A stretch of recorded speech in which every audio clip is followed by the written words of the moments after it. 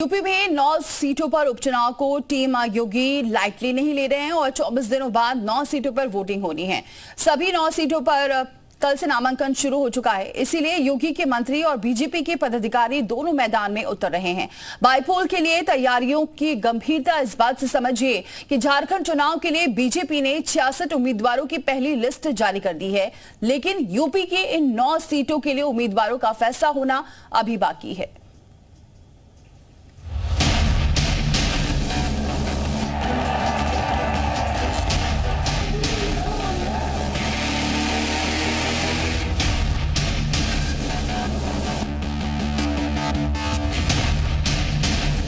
UP की 9 सीटों पर योगी का अग्निपथ। देश की सुरक्षा भी और भारत की संप्रभुता को भी सुरक्षा रखने के लिए 24 दिनों के बाद यूपी की 9 सीटों पर वोटिंग होगी। उसके 10 दिनों के बाद नतीजे आएंगे और योगी ने खुद इस चुनाव की कमान संभाल ली। तैयारी क्लीन स्वीप की है। टीम योगी ने चुनाव मैनेजमेंट में किसी तरह की कोई कोर कसर बाकी नहीं रखी। 9 सीटों पर भी कुछ बात हुई है सर। हम सभी के 9 को 9 उपचुनाव जीतेंगे और एक जो उपचुनाव हो वो भी जैसे ही घोषित होगा उसके लिए भी हमारी पूरी तैयारी।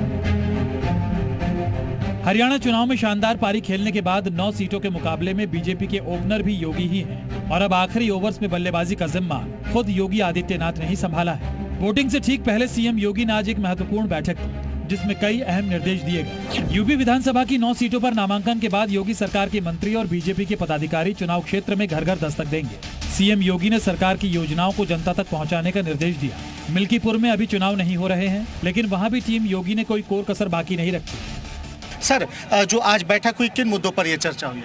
आज उत्तर प्रदेश के 10 उपचुनाव के बारे में माननीय मुख्यमंत्री जी ने, माननीय प्रदेश अध्यक्ष और माननीय संगठन मंत्री जी ने चर्चा की है, जिसमें उन्होंने कहा कि सभी कार्यकर्ताओं को इसमें सक्रिय रूप से लगाएं और उनका कार्य विभाजन करें। सूत्रों के मुताबिक इस मीटिंग में प्रत्याशियों को लेकर कोई चर्चा नहीं हुई। आज सीएम योगी ने सभी नेताओं को उनकी जिम्मेदारी बताई और जल्द से जल्द ग्राउंड जीरो पर पहुंचकर रिपोर्ट देने का निर्देश दिया। इस बैठक में टिकटों को लेकर कोई बातचीत नहीं हुई, ना ही प्रत्याशियों के नाम को लेकर कोई बातचीत की गई। हाँ, ये जरूर है कि कुछ मंत्रियों ने इस बात को लेकर चर्चा शुरू करना चाहिए, लेकिन उस पर मुख्यमंत्री योगी आदित्यनाथ ने चुप्पी साधी रहे। 2024 लोकसभा चुनाव में सेटबैक के बाद हरियाणा में योगी ने बटेंगे तो कटेंगे वाला नारा दिया। अब योगी की कोशिश हरियाणा की कामयाबी को यूपी की 9 सीटों पर दोहराने की है। लिहाजा हर एक सीट बीजेपी के लिए प्रतिष्ठा का सवाल है, क्योंकि अगर यहां बीजेपी को 9-0 की लीड नहीं मिली तो 2027 विधानसभा चुनाव की राह आसान नहीं हो सकती।